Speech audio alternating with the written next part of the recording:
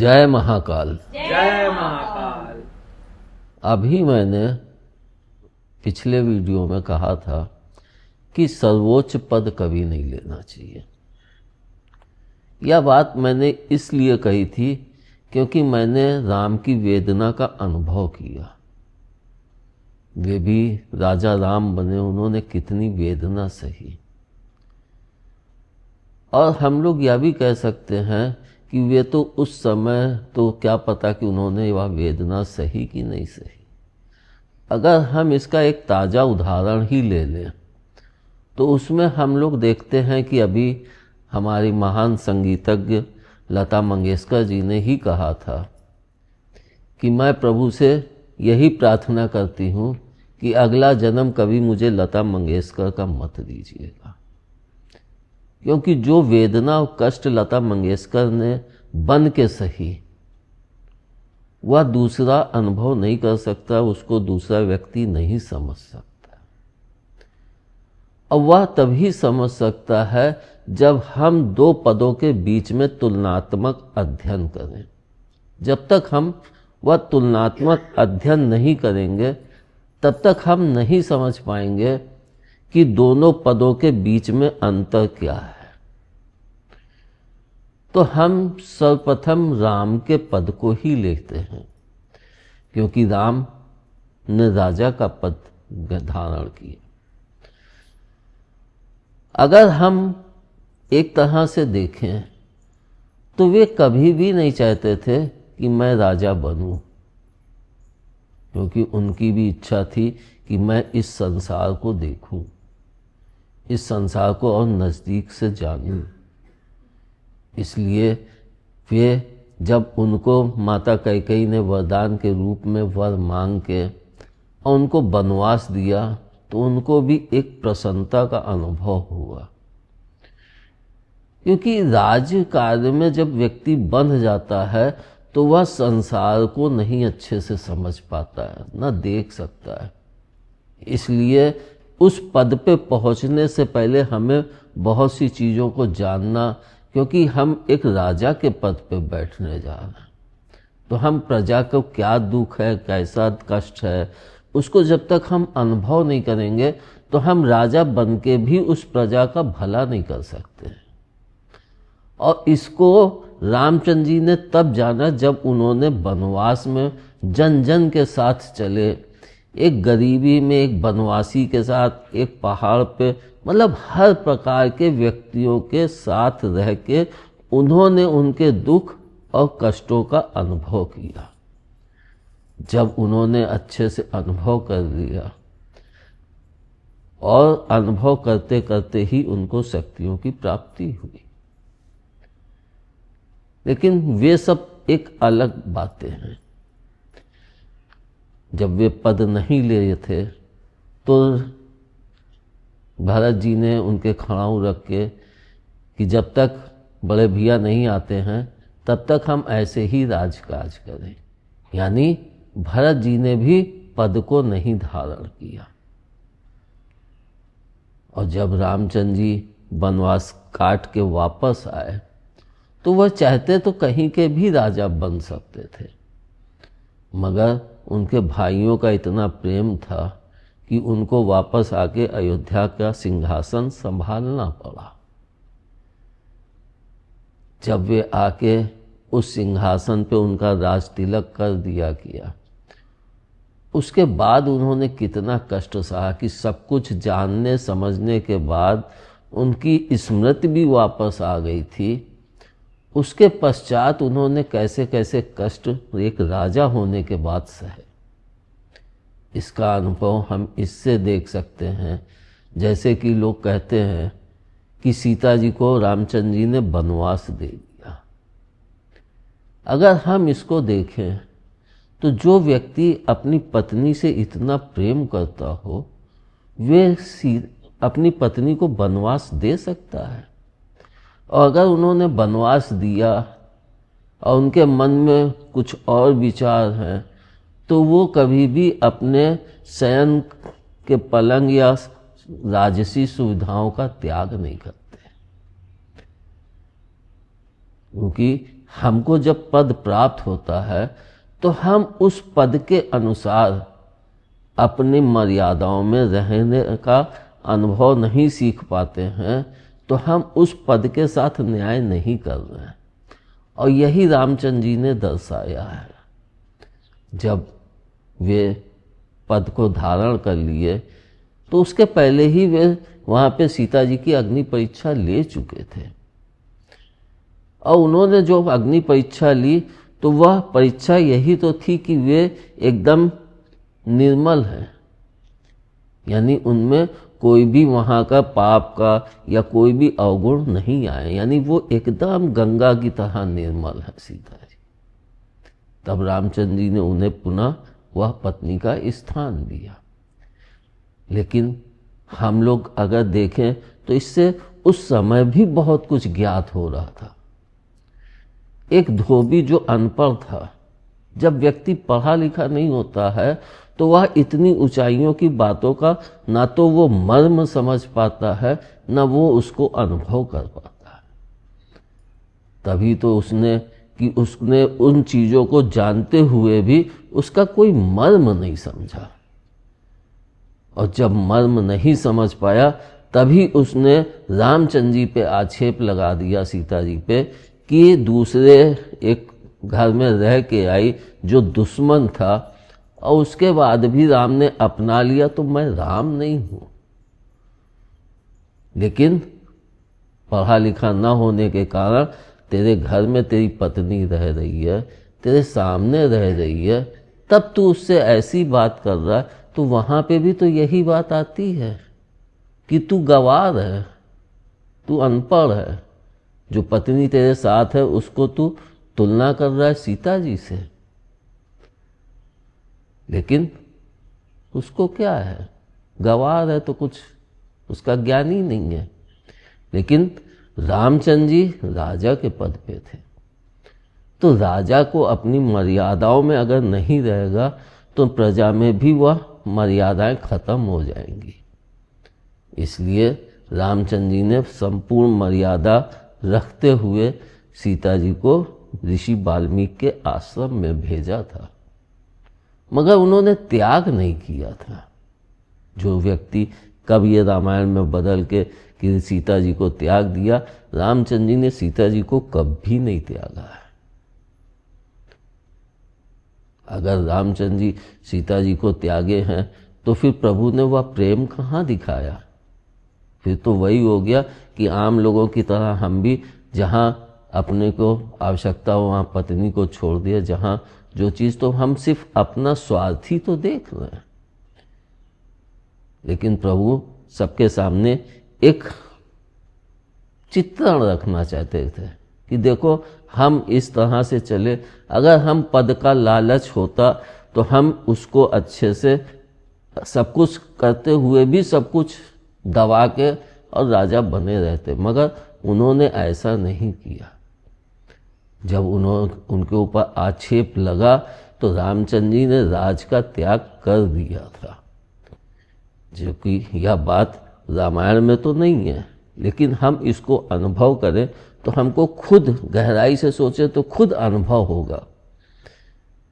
और उन्होंने भारत की ही तरह, क्योंकि उनका तिलक हुआ था, उन्होंने राजगद्दी को संभाला, तो वे ऐसे ही अपनी जिम्मेदारियों को छोड़ के भाग चले जाते तो उनको लोग कहते कि कठिनाइयों से डर के भाग गए, जो उपयुक्त नहीं था।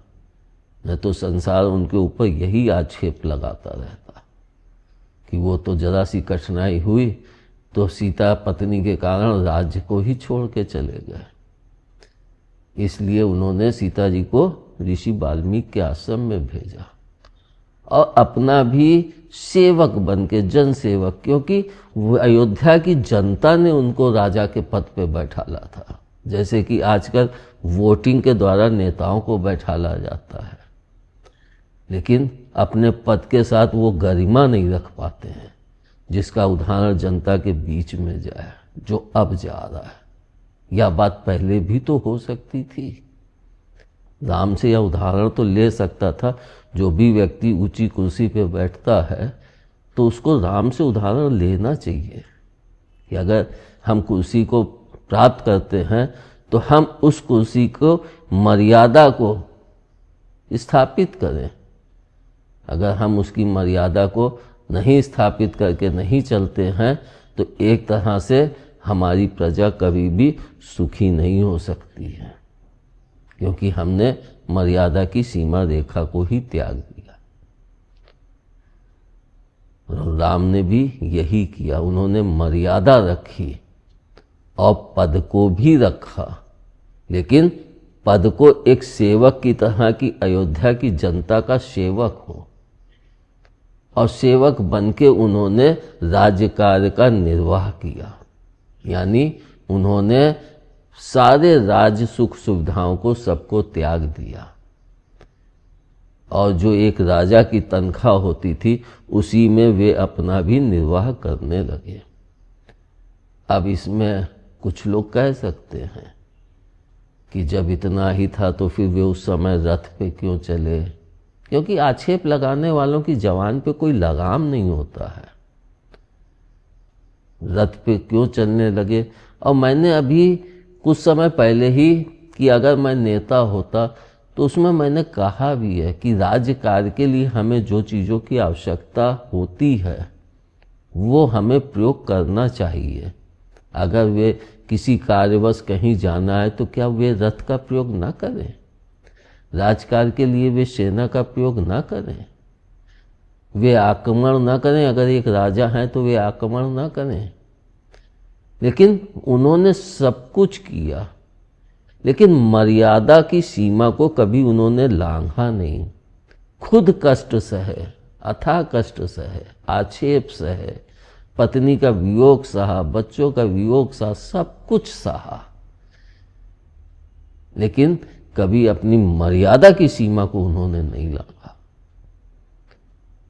जब उन्होंने इतने उदाहरण रखे, इतना वो रखा, तब तो उनको जाके लोग मर्यादा पुरुषोत्तम कहने लगे, वरना कौन ऐसे कोई पद दे देता है। और हम अगर देखें तो राम को सिर्फ मर्यादा पुरुषोत्तम का पद प्राप्त हुआ, और कुछ लोग उनको दिल में प्रेम के कारण बसाए थे और अथाह प्रेम भी करते थे, लेकिन पद सिर्फ मर्यादा पुरुषोत्तम का ही प्राप्त हुआ। और उन्होंने उस पद को तभी प्राप्त किया जब उन्होंने मर्यादा में रहना स्वयं सीखा, और यह तभी संभव हो पाया जब उनकी स्मृति संपूर्ण तरह से आ चुकी थी, वे जान चुके थे। और सबसे बड़ा सत्य ही यही है कि हम इस संसार में 2 रोटी खाते हैं, 2 वस्त्र पहनते हैं, उतने में हमें प्रसन्न रहना चाहिए। प्रभु ज़्यादा दे रहा है, उसको व्यवस्थित ढंग से रखें, ना कि उस पर घमंड करें और लोगों को झुकाएं या दबाएं या वो करें। और आप लोग ये मत समझ लिएगा कि मैंने कहा कि उनकी स्मृति वापस आ गई, तो उनको जब वनवास मिला तो क्या वे कोमा में चले गए कि पागल हो गए? ऐसा कुछ नहीं। स्मृति का मतलब ये है, जो मैंने पहले भी समझाया है, कि पहले हमें ध्यान मार्ग या अपने तप मार्ग से अपने आप को जानना पड़ता है। यानी हम अपने आप को उस ऊंचाई तक ले जाते हैं कि हम यह जाने कि यह तो मैं इस जन्म में तो आनंद हूँ, लेकिन मेरा आरंभ कहाँ से है। जिस दिन हम अपने उस आरंभ को जान लेते हैं, उस दिन हमें शांति भी मिल जाती है, और हमारे अंदर एक अजीब सी, मतलब एक तरह से का एक आभा भी प्रकट हो जाता है, क्योंकि हम इतने शांत हो जाते हैं, हम उन चीज़ों को जान चुके हैं कि मैं क्या हूँ। और वह जब जानना है, जान लेते हैं, तो वही हमारी स्मृति होती है कि हम आरंभ काल में भगवान थे, इस जन्म में हम राम बने, अब हम इस जन्म में राम बन के इस पूरे चक्र को पूरा करके जनता की सेवा में जनता को इतना दिखाएं कि वह हमें स्वयं ही भगवान माने, ना कि हम अपने को उनके सामने भगवान की तरह पेश करें। तो राम ने अपने को जब जान लिया कि मैं ही परम पिता हूँ, तब उन्होंने जनता की सेवा करते हुए जनता को यह सोचने पे मजबूर कर दिया कि यही परमपिता परमेश्वर है। उन्होंने कभी भी अपने को ये नहीं कि मैं ही परमपिता परमेश्वर हूँ, लेकिन जनता ने ही सोचने पे मजबूर हो गई जनता कि यही परमपिता परमेश्वर है, तब वे उनको भगवान की तरह पूजनीय हो गए। अब इसका हम दूसरा पक्ष देखें। अब ये तो हो गया राम का। अब हम अगर इसका दूसरा पक्ष देखें कृष्ण का, जिन्होंने पद को छोड़ दिया, तो हम देखते हैं कि कृष्ण ने कोई पद नहीं धारण किया और उन्होंने बलराम जी को राजा का पद दिया। लेकिन पद देने के पश्चात ये नहीं कि वे अपनी जिम्मेदारियों से भाग गए। उन्होंने द्वारका के लिए, अपने राज्य के लिए हर जिम्मेदारी का निर्वाह किया। राजा हर तरफ नहीं देख सकता, एक साथी उसको बेस्ट चाहिए। तो कृष्ण ने राजा का साथी बन के दिखाया कि देखो, एक साथी बन के भी हम राजा की कितनी मदद, राज्य की जनता की कितनी मदद कर सकते हैं, राष्ट्र की कितनी मदद कर सकते हैं। यह कृष्ण ने हमको मर्यादा सिखाई कि सिर्फ राजा को ही मर्यादा में नहीं रहना चाहिए, उसकी प्रजा, उसके सेवक, सबको ही मर्यादा के अंतर्गत कार्य करना चाहिए। और कृष्ण जी यही तो करते थे। वे दुश्मन के उसमें भी अगर वे राजा होते तो कभी कंस के दरबार में जब युद्ध छिड़ा तो जा सकते थे? नहीं जा सकते थे, क्योंकि पद की गरिमा गिर जाती। लेकिन राजा नहीं थे तो वे कहीं पे भी आ जा सकते थे, क्योंकि फिर तो उनके ऊपर कोई बंधन ही नहीं था। और जब बंधन नहीं था तो लोगों ने उनको कितने हुए, जहाँ चाहते थे वहाँ जाके जो भी बोल आते थे, बोलते सब धर्म के अनुसार ही थे, कोई अधर्म पूर्ण बातें नहीं कहते थे। और न्यायाधीश, प्रभु को न्यायाधीश, जब भी राम भी न्याय करते थे न्यायाधीश कहलाए, कृष्ण भी न्यायाधीश थे, मगर उनको न्यायाधीश की पदवी नहीं प्राप्त हो पाई। राम को तो मिली न्यायाधीश की, लेकिन कृष्ण को वो पदवी नहीं मिल पाई।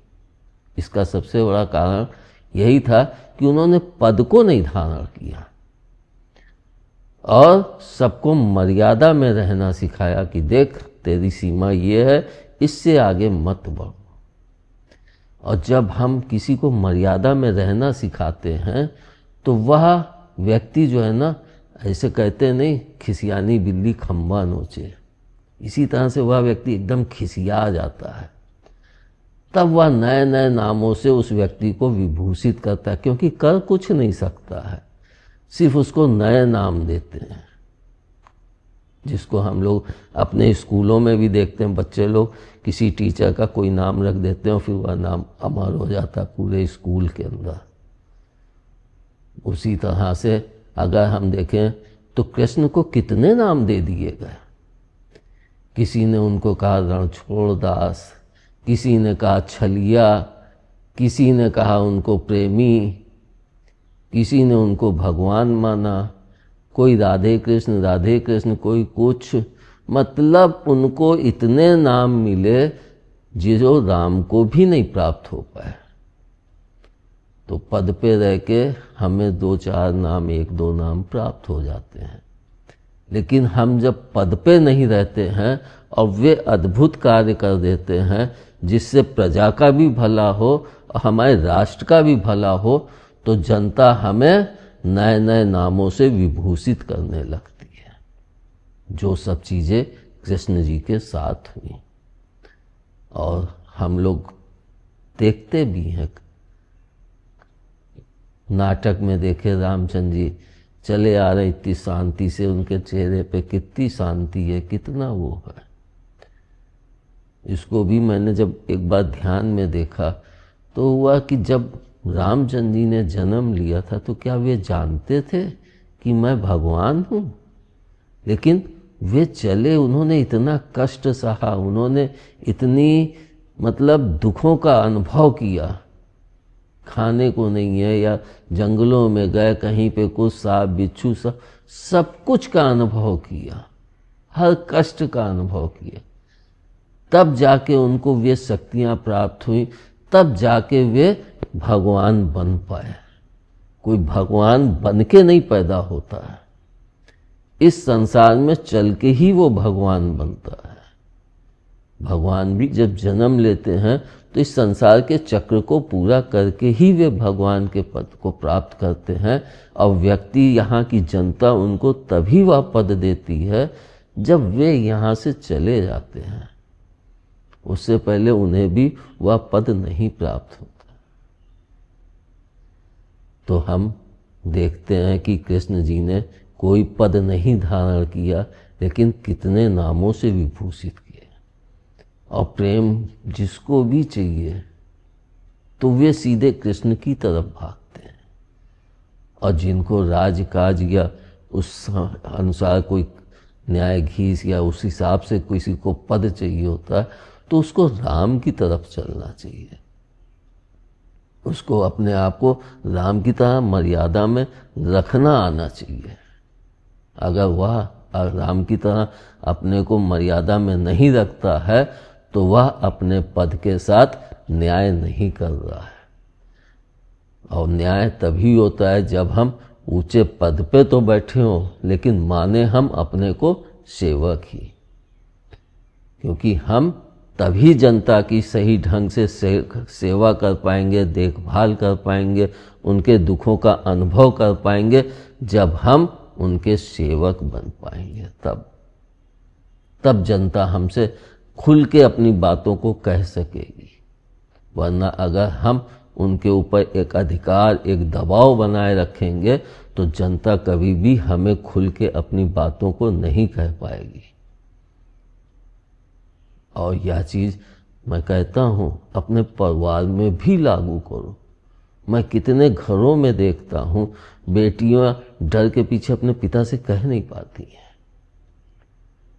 कहीं कहीं पे बेटे नहीं कह पाते हैं डर के मारे। या डर की परंपरा घर के अंदर होनी ही नहीं चाहिए। जहां डर बैठ गया उस घर में ना तो सुख रहेगा, ना खुशियां रहेंगी, और ना शांति रहेगी। क्योंकि वहां पे भय, हर समय भय आ रहे हैं पिताजी, अब भैया सब जने, भय ही व्याप्त रहेगा।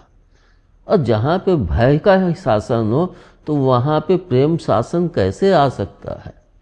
और जब तुम प्रेम का शासन अपने घर में नहीं रखोगे तो तुम स्वयं भी प्रेम से तड़पते रहोगे, प्रेम को कभी प्राप्त नहीं कर पाओगे।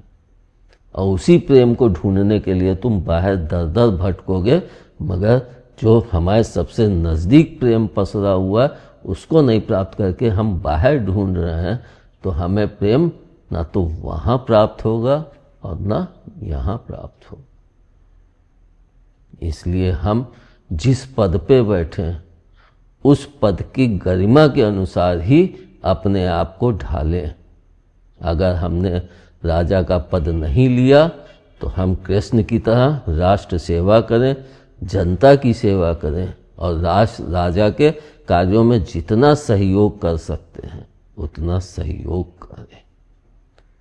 तो हम दोनों के ही पद से यह जान सकें कि चाहे हम कृष्ण बने, चाहे राम की तरह बने, लेकिन हमें अपने पद की गरिमा को रखना अति आवश्यक है। धन्यवाद। जय महाकाल। जय महाकाल।